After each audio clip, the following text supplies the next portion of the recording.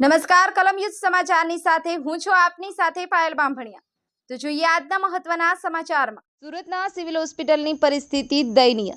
Junior ડોક્ટરો protect કરી રહ્યા છે અને દર્દીઓને પડી રહી છે હાલાકી। નવી સિવિલ હોસ્પિટલના તમામ સર્વન્ટો પણ આજે હડતાળ। સર્વન્ટોની માંગ પગાર કરતાં વધુ કામ કરવામાં આવે છે। સિસ્ટરો દ્વારા અમારી કોઈ ઇજ્જત કરતી નથી અને હવે અપશબ્દો બોલે છે।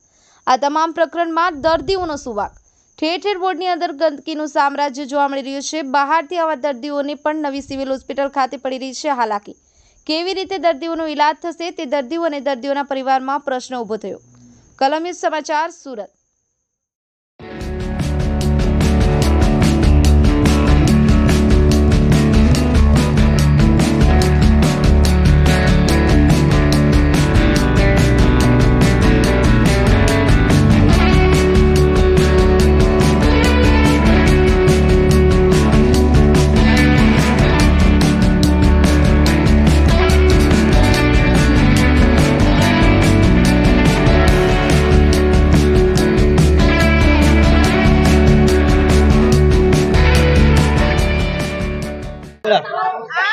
हमारी मांगे ऐसी है, हमको इतना पगार में नहीं पोसाया जाता है, दिवाली का बोनस नहीं मिलता है और अपनी त्योहार व्यवहार आता है तो छुट्टी नहीं मिलती है।